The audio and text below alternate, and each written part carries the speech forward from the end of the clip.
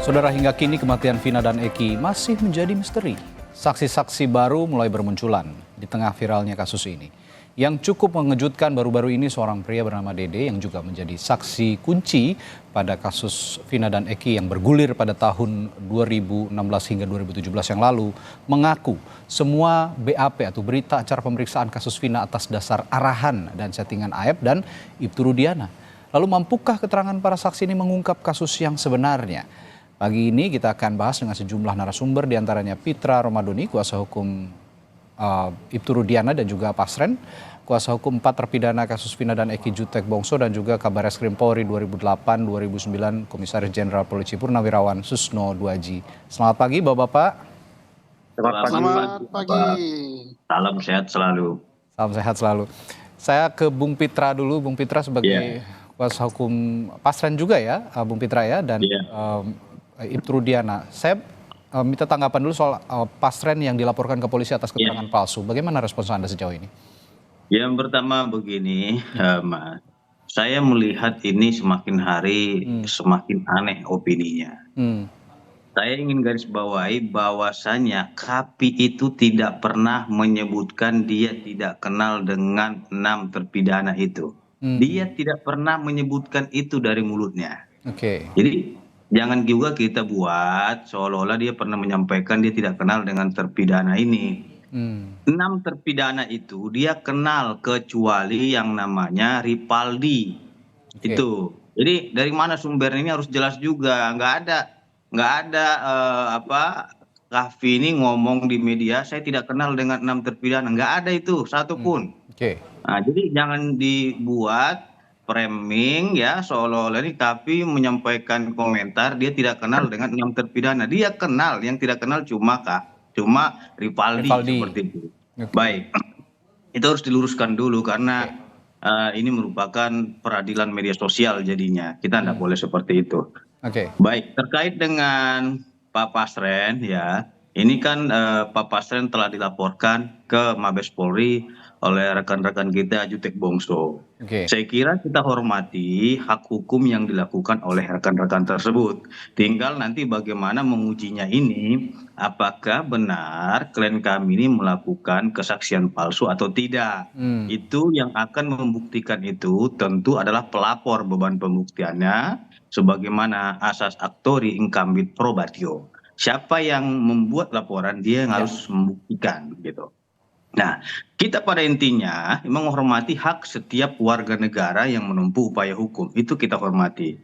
Tapi diingat ya, apabila memang tuduhan itu tidak benar ya, tentunya sebagai warga negara yang baik juga kita akan menggunakan hak hukum.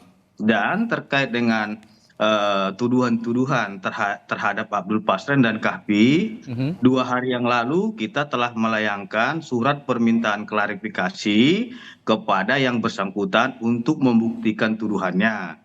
Kalau memang tidak bisa diklarifikasi dengan baik, tentu kami akan layangkan somasi dan akan diproses dengan laporan polisi juga dengan tuduhan fitnah dan pencemaran nama baik.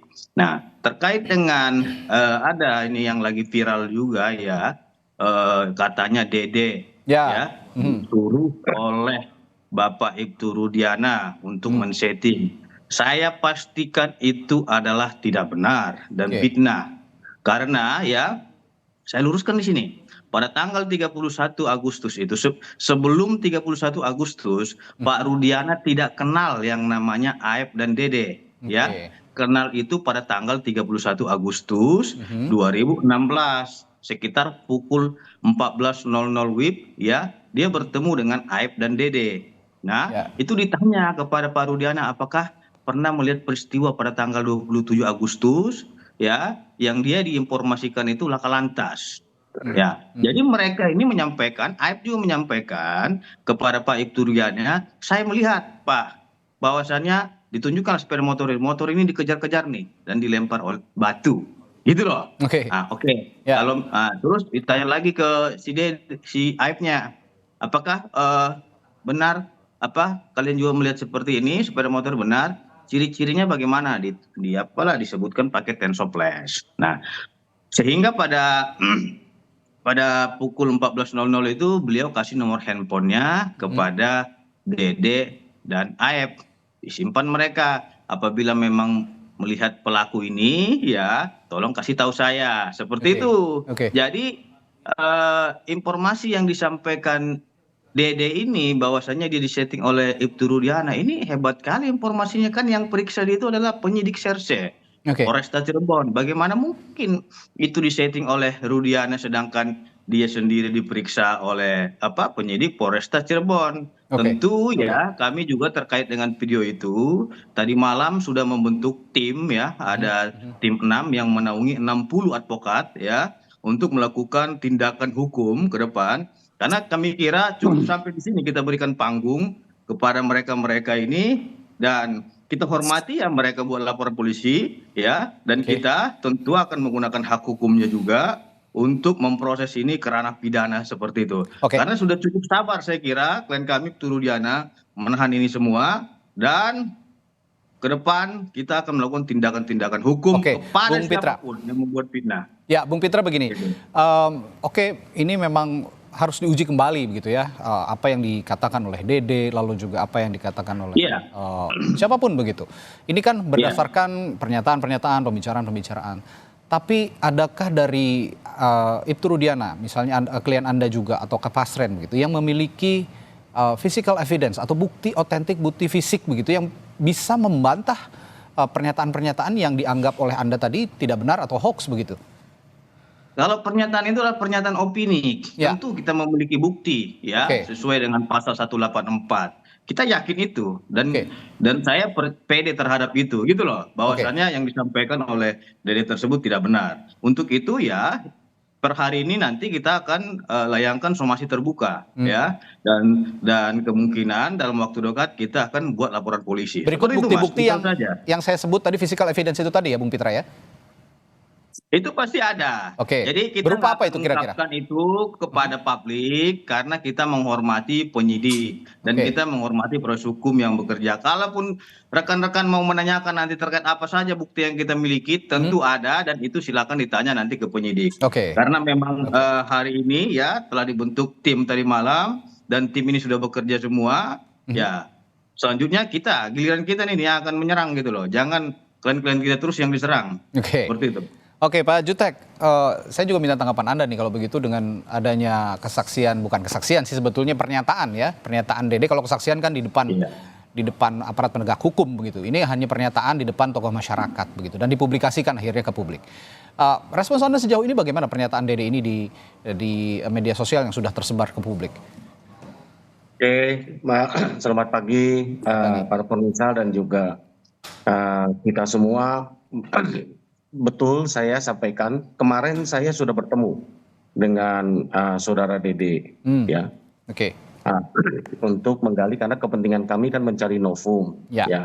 Nah, perlu saya luruskan, ya, rangkaian peristiwa ini terjadi adalah 31 Agustus jam 10 pagi, ya, Aibtu Rudiana melakukan penyelidikan sendiri ke lokasi TKP, lalu pukul 14 bertemu dengan saudara Aib dan Dede, ya. Lalu setelah berbincang menurut pengakuan bahwa dari Aib dan Dede ada terjadi kejar-kejaran motor dan pelemparan terhadap segelombolan antar geng motor, Ya. ya. Dan pelakunya menurut informasi dari Dede dan Aib itu yang biasa nongkrong di SMP 11, ditinggallah nomor telepon dari Aibtu Rudiana kepada mereka.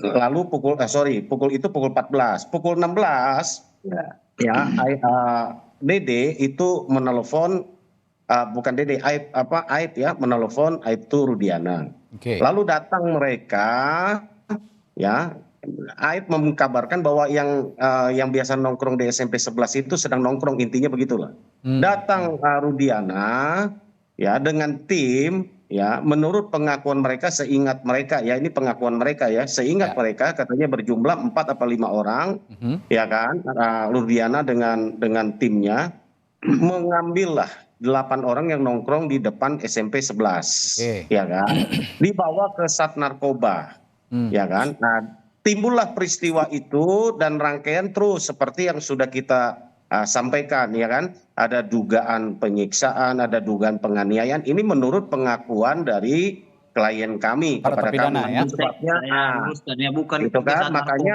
narkoba, kami ada laporkan. loh berita acara penyerahannya. Ya, Jangan tahan salah, dulu Bung jangan Pitra. keliru juga Nanti saya menyampaikan kasih kesempatan pernyataan. untuk Anda untuk membantah ataupun Ya. merespons pernyataan dari Bung Jutek. Silakan dilanjutkan, Bung Jutek. Ya, dari situ sekali lagi ya, menurut pengakuan dari klien kami ada dugaan ya penganiayaan dan pemukulan yang dilakukan oleh Aibtu Rudiana dan kawan-kawan kepada mereka. Memang si Jaya dengan Sudirman katanya dipisah. Oke. Kan gitu kan pemeriksaan. Lalu tanggal 2 September Dede ya seperti yang sudah beredar itu betul ya, ini tanggal 2 ya, 3 hari atau 2 hari sesudah penangkapan. Oke. Jadi bukan tanggal 31 Agustus. Oke. Tanggal 2 September menurut di dalam BAP jam 9.30 artinya pagi. Menurut pengakuan Dede, dia itu tanggal 2 September itu malam. Nanti kita uji satu ya. Nanti kita uji, ya dia bertemu yang cerita itu, ya kan? Kemudian, Dede ya sesuai dengan yang diceritakan tadi lah. Dia bingung kenapa dipanggil sama Aib ketika sampai di Polres Cirebon, Polres Kota ya. Lalu ya terjadilah peristiwa dia di BAP dan mengakui adanya kejar-kejaran dan juga timpuk menimpuk itu kan gitu ya, pelemparan batu itu kan gitu kan. Lalu Aib sendiri di BAP tanggal 6 September ya. Aib sendiri menurut pengakuan Dede bahwa Aib sama dia itu di BAP 2 September, tapi kenapa di BAP-nya itu munculnya 6 September itu juga kami akan bertanya. Kan gitu.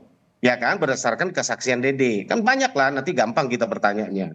Kemudian yang berikutnya, ya, Dede mengaku bahwa dia memang membeli rokok dan tidak pernah terjadi ada geng motor, ada timpukan batu, ada lemparan batu dan juga pengejaran yang lain, itu semua tidak pernah. Itu semua dia sudah bikin pernyataan ya yang sudah kami pegang dan itu akan kami novum ya kan. Kemudian satu lagi nih Mas yang penting ini yang kami juga akan uji, ada BAP kedua tanggal 23 November 2016 ya, kemarin kami petunjukkan kepada Dede, dia katakan tidak pernah dia di BAP. Karena tidak ada panggilan. Ini kita akan uji berdasarkan keterangan-keterangan itu. Semua kan akan gitu. diuji pasti. Ya, semua kita akan uji berdasarkan keterangan-keterangan itu. Kita akan mencari kebenaran, Mas, ya. Bahwa kami advokat ini kan diajarkan lah ya, bahwa kita akan mencari kebenaran walaupun langit runtuh. Kami tidak membela klien itu secara membabi buta. Kami sampai saat ini ya, kami membela klien kami, tidak menganggap klien kami ini seperti malaikat yang tidak bersalah. Kami tetap menguji keterangan klien kami, itu sebabnya kami laporkan supaya semua informasi ini dapat diuji oleh penyidik. Kami sangat percaya kepada lembaga kepolisian. Gitu Mas. Baik. Ya, Anda tanggapan seperti ini, saya sebelum ke Pak Susno, silakan Bung Pitra. Ya. Yang pertama kita ucapkan terima kasih ya kalau Bung Jutek itu percaya kepada kepolisian, itu harus kita apresiasi karena itu adalah wewenang kepolisian. Terus yang kedua ya, saya ingin luruskan dulu, bukan tegakkan kebenaran walaupun langit akan runtuh. Biar justitia roit kailum, artinya itu tegakkan keadilan walaupun langit hendak runtuh. Baik, saya ingin sampaikan terkait dengan yang disampaikan Dede itu tidak masuk akal. Karena tanggal 31 itu ya Dede sendiri yang menjelaskan kepada Bapak Aibtu Rudiana bahwasanya dia melihat langsung dengan mata kepalanya ada aksi kejar-kejaran dan lempar batu tanggal 31 loh. Bukan tanggal 6 atau tanggal 2 seperti yang disebutkan. Tanggal 31 Agustus. Sehingga di situ sudah clear ya. Jadi terkait apapun testimoni-testimoni mereka, ya silakan aja gitu loh, nanti kan akan kita uji di dalam pembuktian proses hukum, itu tidak ada masalah bagi kita. Tapi ingat, dengan keterangan-keterangan yang masih praduga ini, itu telah menimbulkan fitnah terhadap Rudiana karena mereka langsung menyebut namanya loh. Oke. Saya disuruh ataupun disetting oleh Rudiana. Ini sudah mengarah kepada orang itu menuduh itu namanya. Oke. Bukan asas praduga lagi gitu loh. Padahal ini belum ada proses hukum yang sedang berjalan terkait dengan tuduhan itu. Baik. Nah, ini yang menjadi persoalan tentunya ke depan. Saya kira ya kita berharap semuanya tolonglah hargai proses hukum yang sedang berjalan ini. Sekalipun itu proses hukum di pengadilan, kita hormati apapun itu keputusannya. Bahwa proses hukum yang sedang berjalan di kepolisian maupun proses nantinya di pra penuntutan itu kita hargai karena kita sebagai warga negara yang baik tentunya kita percaya kepada penegak hukum kita. Baik. Apabila memang ada yang salah ya silakan melalui jalur hukum. Jangan menimbulkan fitnah dan mencemarkan nama baik orang. Tentu yang dirugikan adalah pribadi orang tersebut dan keluarganya. Ini yang ingin saya sampaikan kepada kita semua. Saya ke Pak Susno sebagai orang yang juga pernah menjadi aparat penegak hukum bahkan memimpin Barreskrim Polri begitu. Melihat pernyataan yang muncul di tengah-tengah publik begitu. Meskipun melewat sosial media namun ini dikatakan ada ketidaksesuaian dengan pernyataan Dede sebelumnya begitu. Ini tiba-tiba muncul ke publik begitu. Bagaimana Anda melihat ini dan bagaimana mengahinya? Apa yang harus dilakukan pihak kepolisian menghadapi pernyataan seorang Dede ini yang tiba-tiba muncul? Ini fenomena yang bagus ya. Kita ambil manfaatnya. Kenapa? Karena kalau kita menggali sendiri, kita ini kan tidak berada di TKP, tidak mengalami, tidak melihat langsung kejadian dan sebagainya. Ya. Kita hanya menerima informasi-informasi. Nah, informasi itu mana yang benar? Nah, mana yang benar tentunya harus diuji. Nah, diuji itu apa? Alat pengujinya ya alat bukti juga. Dan kita sudah tahu bahwa keterangan saksi yang sudah di depan pengadilan di bawah sumpah pun itu belum tentu benar.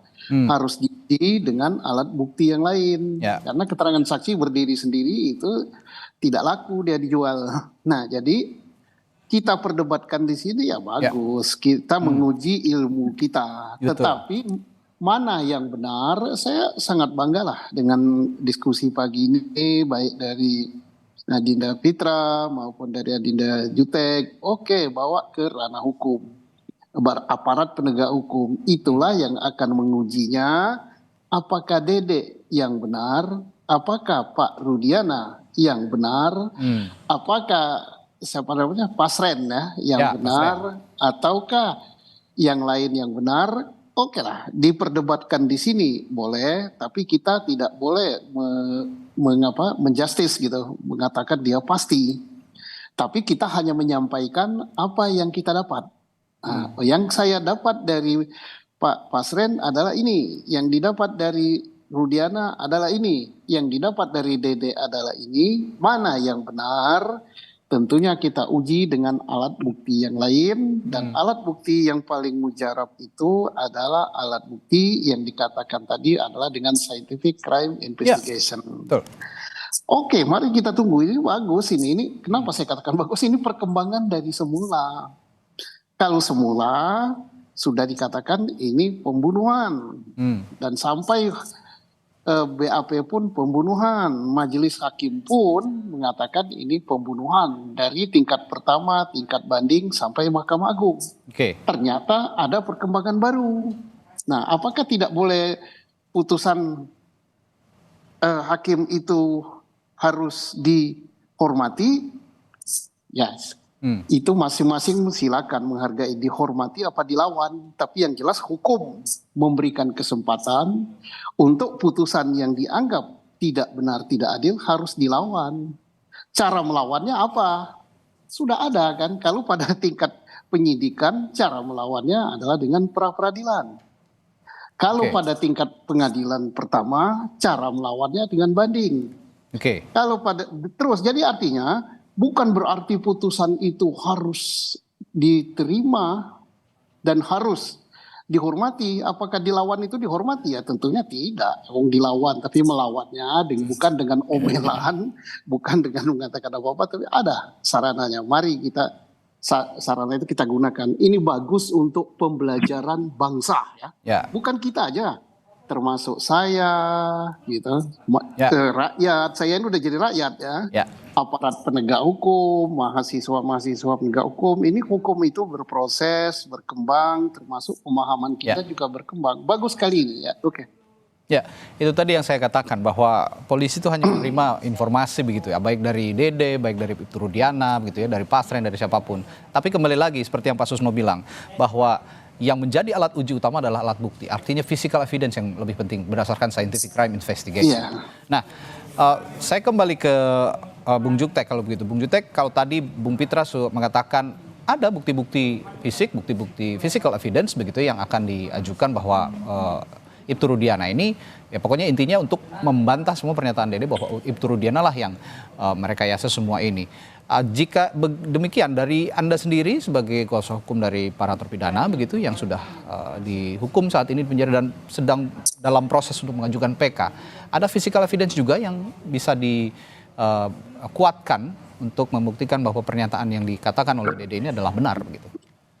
Jadi gini Mas, Ya. tentu kami ketika membuat LP dan laporan polisi kami diterima, kami sudah sertakan bukti awal. Oke. Kami mengkoreksi ya, dalam hal pidana, kami hanya menyerahkan bukti yang kami ada, bukan tugas kami untuk membuktikan. Oke. Karena tugas pembuktian itu adalah nanti dari penyidik untuk membuat terang peristiwa itu, lalu nanti jaksa lah mewakili negara yang akan menuntut. Oke. Kalau yang disampaikan Pak Pitra tadi dalam perdata, oke, ini kami mau luruskan. Oke. Kami ini hanya melaporkan dugaan A, B, C, D, ini bukti awalnya. Nah, polisi selaku penyidik itulah makanya melakukan penyelidikan. Benar nggak yang dilaporkan? Kalau dirasa benar, naiklah itu menjadi sidik. Kalau ada pidananya itu kita kembali ke S1 lah ya. Jadi itu yang saya mau terangkan. Kemudian berdasarkan bahwa yang kami miliki saksi kunci yang melihat ada di lokasi TKP di awal menurut pengakuan mereka, ada namanya Liga Akbar, ada namanya Dede, ada namanya Aep. Hanya 3 orang itu. Oke. Ya. Nah, 3 orang itu 2 sudah merubah atau menyatakan itu tidak benar, yaitu Dede dengan Liga Akbar. Ya, jadi kuncinya ya ini sisa 1 di Aep ya. Kita tinggal lihat bagaimana. Dan belum lagi kita bicara kejanggalan-kejanggalan yang lain yang disampaikan Bang Susno tadi betul, ya kan? Saksi itu baru 1 alat bukti. Alat bukti yang lain kalau ada penusukan, ada enggak DNA-nya gitu. Kemudian batu dilempar, ada enggak, sama gitu kan. CCTV kenapa enggak dibuka, itu juga petunjuk barang bukti kan gitu. Kemudian ada HP dan yang lain yang disita, kenapa tidak dibuka ya. Saya berpikir biarlah polisi, karena bukan tugas kami untuk membuktikan itu. Kami hanya melaporkan dengan dugaan. Makanya di dalam laporan kami kan dugaan yang dilakukan oleh para yang kami laporkan. Tugas polisi lah melakukan penyelidikan, membuat terang satu peristiwa. Kalau ada pidana, maka dilakukan gelar, naiklah menjadi sidik, ya kan? Lalu sidik itu lalu menentukan siapa tersangkanya, kan begitu Bang Susno ya? Di dalam Di dalam hukum acara pidana kita. Kalau di perdata betul siapa yang menggugat, siapa yang ini dia yang harus buktikan. Kalau dalam hal pidana, saya pikir bukan tugas kami. Kami hanya memberikan keterangan awal, kan gitu kan? Kalau semua nanti pencuri kami laporkan, kami harus buktikan sampai kami ini, ya berarti kami penyidik sendiri gitu kan? Gitu. Terima kasih lah atas semua masukan. Menurut saya, marilah kita tunggu. Jangan jadikan, saya setuju, jangan jadikan media sebagai pengadilan atas peristiwa ini, tapi untuk memberikan pelajaran lah. Makanya saya tidak pernah menggebu-gebu, Mas. Saya ini ketua IKADIN ya, ketua DPC IKADIN. Kami ini advokat pejuang ya. Kalau kami berdiskusi itu sampai gebrak meja, sampai teriak-teriak, sampai balik meja, itu biasa kami itu. Tapi ketika keluar kami tenang gitu kan. Tanyalah teman-teman di Bandung itu tahu siapa saya gitu kan. Saya tidak pernah, mereka juga heran kok tenang ya abang ya. Oh iyalah, berapa kita di mana di dalam media Baik. kita garang. Semua orang bisa lakukan itu mas, gitu mas ya. Oke mas, lanjut. Baik, Ya. nanti juga akan ada konferensi pers sebetulnya dari DPN Pradi ya, Pak Jutek, yang akan kita nantikan pukul 15. Dan Pak Jutek sepertinya ada agenda lain yang harus dijalani. Saya ucapkan terima kasih juga sudah bergabung pagi hari ini. Tapi setelah jeda nanti saya juga akan kembali berbincang dengan Bung Pitra dan Pak Susno tentang peran Ibtu Rudiana dalam kasus ini. Bagaimana yang harus peran apa yang harus didudukan dalam kasus ini? Apakah memang Ibtu Rudiana perlu memberikan keterangan yang sebenar-benarnya di hadapan publik bahwa ini adalah kasus yang memang terjadi dan sudah inkrah diputus pada tahun 2017 lalu. Sesaat lagi di Sapa Indonesia Pagi, tetaplah bersama. Saya izin mas ya. Terima kasih. Terima kasih Pak Jutek. Membahas perkembangan paling akhir dari kasus pembunuhan Vina dan Eki, di mana ada beberapa terpidana yang mengajukan PK, tapi juga di sisi lain ada Ibtu Rudiana yang saat ini posisinya sedang bertahan begitu ya kalau bisa dibilang, karena banyak tudingan-tudingan juga yang muncul pada Ibtu Rudiana dan harus dijelaskan kepada publik. Dan pagi hari ini juga diwakili oleh kuasa hukumnya Bung Pitra Romadhoni. Bung Pitra, saya akan tanyakan juga, kalau begitu dalam kasus ini dan Anda sebagai orang yang sudah ditunjuk oleh Ibtu Rudiana sebagai kuasa hukumnya, bagaimana Anda bisa mendudukan Ibtu Rudiana dalam kasus ini sebenarnya? Iya baik. Ya. Yang pertama Mas ya, kita juga baru diberikan amanah ya kemarin Bapak Ibtu Rudiana. Tentu kita selaku penasihat hukum akan profesional dengan memberikan pendampingan hukum yang sesuai dengan ketentuan hukum.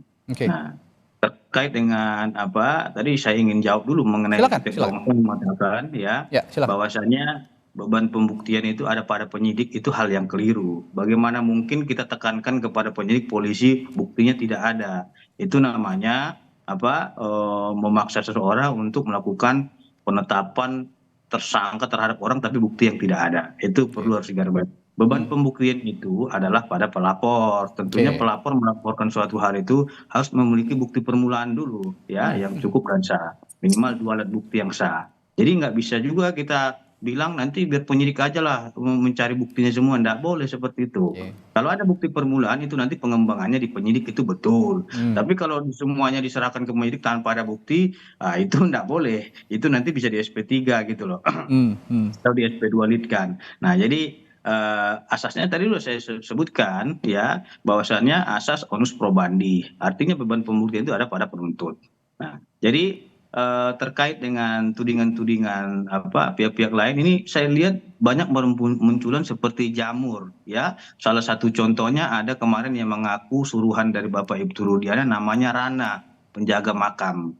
Dan dia menyatakan saya disuruh oleh Ibtu Rudiana untuk menjaga makam Eki, dilarang orang berziarah katanya gitu, komprehensif lagi. Terus dilarang untuk ngambil foto-foto. Saya tanya langsung ke Pak Ibtu Rudiana, apakah benar Pak seperti itu Bapak suruh orang untuk melarang berziarah? Oh tidak, saya tidak kenal dengan yang namanya Rana, kata beliau. Terus saya juga tidak ada melarang orang untuk memfoto-foto, silahkan saja katanya gitu.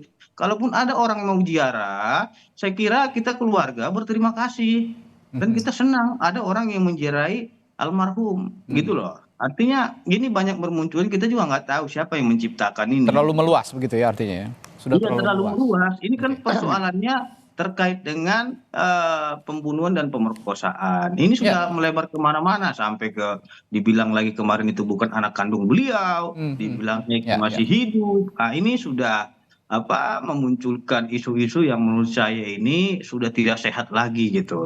Maka dari itu ya kemarin saya juga sudah yakinkan pihak keluarga ya agar ini diluruskan pelan-pelan. Mengingat ini sudah menjadi benang kusut yang mencemarkan nama baik keluarga.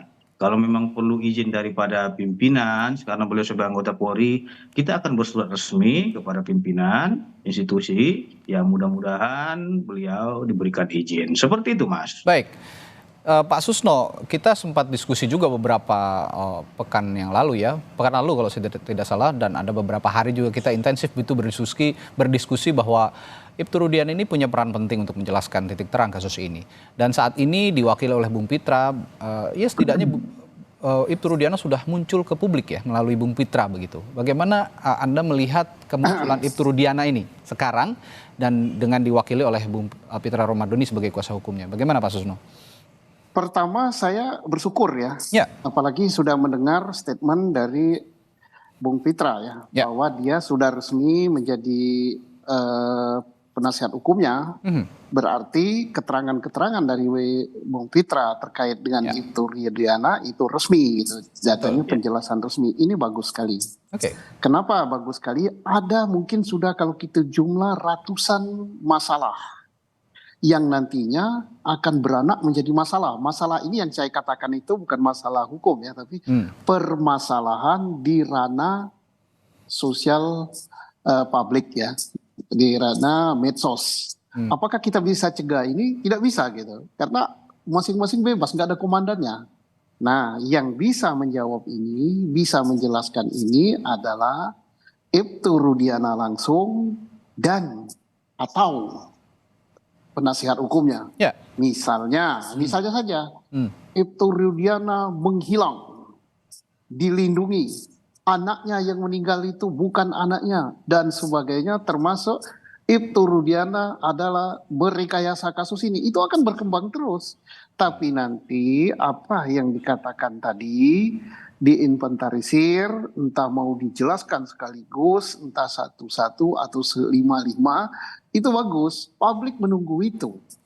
Dan jangan biarkan ini berkembang. Kalau ini berkembang terus ya, kita akhirnya berdebat, memperdebatkan sesuatu statement yang belum kita dapat dari sumber resmi ya. Syukur alhamdulillah, harus sering-sering ini Bung Pitra ini menjelaskan apa yang ditanya oleh publik ya. Dengan gayanya yang slow bersama melati putih ya. Kalau melati merah dia mungkin agak ngegas, tapi kalau melati putih kok slow. Nah, ini yang ditunggu publik begitu ya Pak Susno ya. Ditunggu. Baik. Kembali tadi perdebatan soal penyidikan dan penyelidikan Pak Susno, bahwa ada anggapan dari tadi Bung Jutek yang sudah meninggalkan kita tadi lebih dulu, menganggap bahwa penyidikan itu ya adanya di kepolisian begitu ya, dan alat bukti juga yang diajukan polisi lah yang mencari. Tapi kan alat bukti ini juga perlu di-assist oleh kuasa hukum begitu atau pelapor untuk bisa membantu pihak kepolisian. Seperti yang diungkapkan juga oleh Bung Pitra. Anda sebagai penyidik bagaimana memerlukan, apakah bisa dicari sendiri atau memang memerlukan assist juga dari pelapor untuk alat bukti ini, Pak Susno? Hukum itu tidak kaku dan tidak mati ya. Tidak berarti bahwa perdata itu yang membuktikan adalah siapa yang membuat dalil, dia yang membuktikan. Pidana hanya melapor saja, terus aparat lah yang harus membuktikan. Itu mungkin rumusan pasal atau itu adagium, tetapi kan dalam prakteknya tidak begitu. Misalnya saya melaporkan saya ditempeleng gitu di pasar tadi. Siapa yang nempeleng? Saya nggak tahu yang nempeleng. Silakan polisi buktikan siapa yang nempeleng saya, kan agak susah ya.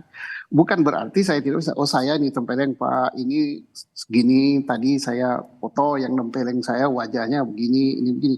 Saya bukan membuktikan, tetapi memberikan bahan, silakan polisi cek benar nggak ini orangnya. Atau Pak, rumah saya tanda tangan saya di slip pengambilan deposito saya dipalsukan. Saya kan hanya ngomong gitu kan, polisi kan nggak tahu kan. Ya, tapi kalau saya Pak, ini Pak contoh tanda tangan saya, ini contoh slipnya, tapi saya nggak tahu ini apakah dia yang malsukan apa tidak. Nah ini polisi lah yang mengembangkan. Nah apa namanya itu polisi yang membuktikan? Apa namanya itu polisi yang mengembangkan? Apakah namanya itu saya yang membuktikan selaku pelapor? Itu istilah masing-masing. Jadi memang dalam hukum itu ya begitulah. Asiknya belajar hukum itu kan nggak akan pernah tamat. Walaupun sampai S4 pun nggak akan tamat. Karena Oke, gitu lah. Baik, ini yang sekarang menarik ya, kalau publik mengatakan seru, tapi kalau kita melihat sekarang ya bukan seru atau tidaknya, tapi ada pernyataan pembanding sekarang yang menjadi pencerahan buat kita semua dengan hadirnya Bung Pitra sebagai kuasa hukum Ibtu Rudiana begitu ya Pak Susno ya. Nah ke depan Anda melihat jika kehadiran Ibtu Rudiana melalui Bung Pitra ini sudah ada begitu, apa yang akan terjadi, apa yang akan muncul di kasus pembunuhan Vina ini, terutama untuk upaya-upaya PK yang saat ini juga sedang diajukan para terpidana, yang sudah, bahkan ada yang sudah bebas, salah satunya akan bersidang nanti hari Rabu tanggal 24, Pak Susno. Oke, isu besar yang berkembang sekarang adalah satu tentang kesaksiannya. Ya. Kesaksian ini dinilai palsu, ini yang benar, termasuk juga merekayasa kesaksian. Itu satu isu yang besar. Isu yang kedua yang berkembang di dalam kasus ini, bahwa peristiwa ini bukanlah peristiwa pembunuhan, tapi peristiwa kecelakaan. Nah, dua isu ini yang sangat menarik ini. Mana yang benar, tinggal kita bedakan. Apakah isu ini kecelakaan, apakah isu ini adalah pembunuhan. Apakah isu ini kesaksian palsu menyangkut rekayasa, apakah itulah yang sebenarnya. Nah, ini sangat menarik. Ini awal kita membahas ini kan. Kita belum bisa mengatakan atau memvonis, memberikan judge bahwa ini palsu. Tidak. Marilah kita lihat dan publik ikuti dengan seksama. Inilah pelajaran hukum yang mungkin 3-4 semester ini. Oke. Bagus. Baik. Ini bagus ya. Baik. Terakhir untuk Bung Pitra, saya tanya dulu keadaan Pak Ibtu Rudiana saat ini bagaimana? Dalam kondisi baik, dalam kondisi sehat? Pak Pitra, Abu Pitra? Sebagai anggota Polri yang aktif, ya keadaan beliau sehat dan baik saja dan bertugas sebagaimana mestinya sebagai anggota Polri. Jadi tiap hari itu tidak ada beliau menghilang. Jadi kalau dikatakan hilang nggak ada lah ya, ada sebenarnya ya. Karena beliau itu melaksanakan tugas kedinasan. Tentunya bukan hanya terkait dengan proses hukum saja yang harus beliau pikirkan. Akan tetapi beliau juga memikirkan terkait dengan tugas kinerja ataupun kedinasannya. Dan tugas menafkahi keluarganya. Saya kira itu yang harus kita sampaikan terkait dengan kondisi Pak Rudiana. Terus yang kedua, yang mengenai beban pembuktian itu, saya ingin luruskan. Terkait dengan beban pembuktian itu haruslah dibuktikan terlebih dahulu. Contohnya ditempeleng. Buktinya apa ditempeleng? Apakah ada visumnya, kepalanya memar kan gitu. Atau saya merasa dicemarkan nama baiknya. Buktikan dulu yang dicemarkan nama baiknya yang mana, fitnahnya yang di mana. Jadi nggak bisa kita ujuk-ujuk memaksa polisi untuk memproses orang tapi buktinya nggak ada. Itu nggak bisa seperti itu. Tugas polisi itu hanya mengungkap, gitu loh. Ya. Apakah ada perbuatan pidana atau tidak. Itu pengungkapan yang dilakukan oleh pihak kepolisian. Dari bukti permulaan yang cukup. Itu yang saya maksud. Setiap apapun yang kita lakukan itu terlebih dulu ada bukti permulaan dulu. Jangan kita ujuk-ujuk, ya itu tugas polisi. Buktinya ada di polisi. Nggak bisa. Itu namanya pengaduan palsu. Baik.